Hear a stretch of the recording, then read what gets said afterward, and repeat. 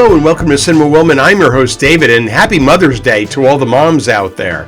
We literally wouldn't be here without you, and I know how to use the word literally.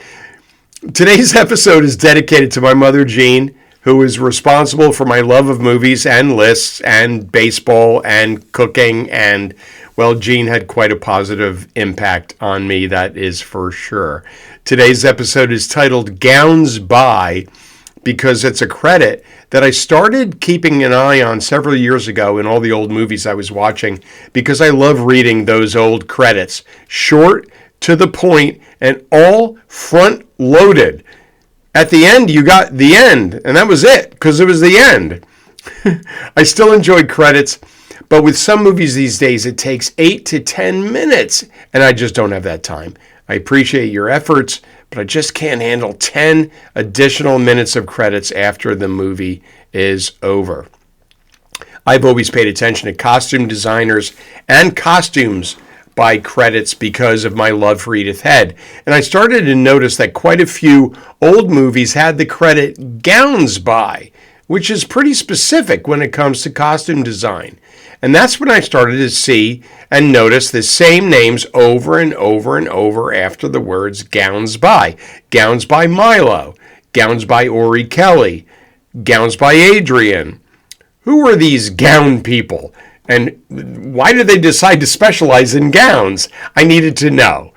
The reason I'm dedicating this episode to my mother, other than it being Mother's Day, is that she was an excellent seamstress, and her sewing corner in the playroom of our house, expertly constructed by my father, along with her nearby gigantic fabric table, they were just epic and a location of constant activity. So I knew my mother knew fashion and how to design and make clothes. What I didn't know until after she had passed is that she had dreams of becoming a fashion designer. When I found that out, all of that Hollywood worship she had growing up came more into focus. All of the pictures she cut out of movie magazines and hung on her walls could possibly have had a fashion focus. Maybe she aspired to dress some of the stars that adorned her bedroom walls as a teenager. In any event, I was told that my grandfather shut down any dreams of her going to college in New York City to study fashion design, and that doesn't surprise me. What also doesn't surprise me is that my mother never told me any of this, because she was never a what could have been person, although she kind of raised one. You never know. If she went to college to study fashion design, you may have seen the credit Gowns by Jean. We're not going to focus on friend of Cinema Woman and costume design goat Edith Head today, but she certainly needs to be mentioned. Edith Head had an astounding list of 432 film credits, and while she's mostly credited as a costume designer, she sometimes got a Gowns By credit when she was dressing Audrey Hepburn or Grace Kelly. An 8-time Oscar winner, she needs to be mentioned here. She should probably be mentioned in every Cinema Woman episode. At some point between the 30s and 40s, credits moved away from specific credits like Gowns By and pivoted to Costumes By or Costumes Designed By, and then just Costume Designer. So Gowns By has kind of disappeared, and we wanted to salute 3 icons in that field today. Let's begin with Milo Anderson. Milo Anderson was a costume designer known for The Adventures of Robin Hood, To Have and Have Not, and Mildred Pierce.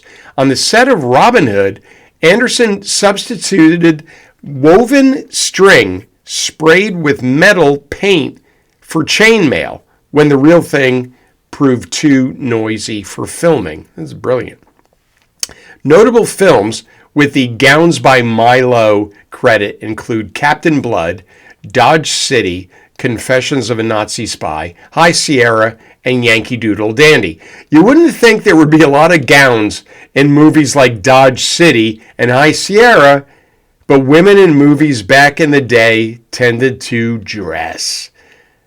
Next up is Ori Kelly, who was born in Australia in 1897 and went on to revolutionize the Warner's costume department after he joined the studio in 1932.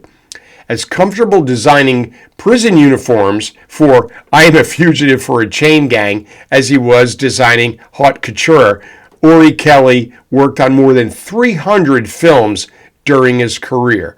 He was the exclusive costume/gown designer for Kay Francis and was the chief costume designer for Warner Brothers Studios from 1932 to 1944.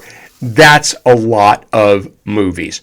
Ori Kelly was a 3-time Best Costume Designer Oscar winner for An American in Paris, Les Girls, and Some Like It Hot. Notable films with gowns by Ori Kelly include 42nd Street, Gold Diggers of 1933, Midnight Alibi, just watch that, Flirtation Walk, Dark Victory, The Maltese Falcon, and Casablanca. Not bad. And finally, there's Adrian Gilbert, born in 1903 to Gilbert and Helena Greenberg. He took his name by combining his first name with the first name of his father, Adrian Gilbert, but he mostly went by Adrian. He is credited for creating the padded shoulder fashion trend popularized by Joan Crawford that I think came back in the 80s, right, with all the padded shoulders that women were wearing. Even though he was never nominated for an Academy Award, he is considered to be one of Hollywood's greatest costume designers. He did the costumes for the Munchkins in The Wizard of Oz, and those costumes were all made entirely of felt, which is very soft. Munchkins are soft. Adrian had retired from film before the first Academy Awards for costume design were handed out, where he would have been well compensated in that area. Notable films with gowns by Adrian credit include Grand Hotel, Dinner at 8, Anna Karenina, The Great Ziegfeld, The Women, and Woman of the Year. I shouldn't have put those both together. Along with being costume designer on The Wizard of Oz. You may have heard of that one. Well, that is a wrap for a quick little Mother's Day episode, since I'm thinking of Jean today, and some of the things that gave her joy were movies and fashion. And I like to think that I brought her joy as well. We hope you're with us next time, when I wish I could tell you what we were going to do, but I cannot. And we got lots of irons in the fire. We got lots of episodes going on. You never know what to expect here at Cinema Wellman. Happy Mother's Day to all the moms out there. I love you, Jean. Thank you for everything you did for me, including playing goalie with real pucks in your kitchen. You were weak to the blocker side, but still quite formidable. Sorry for all the bruised shins, Mom. Until next time, take care.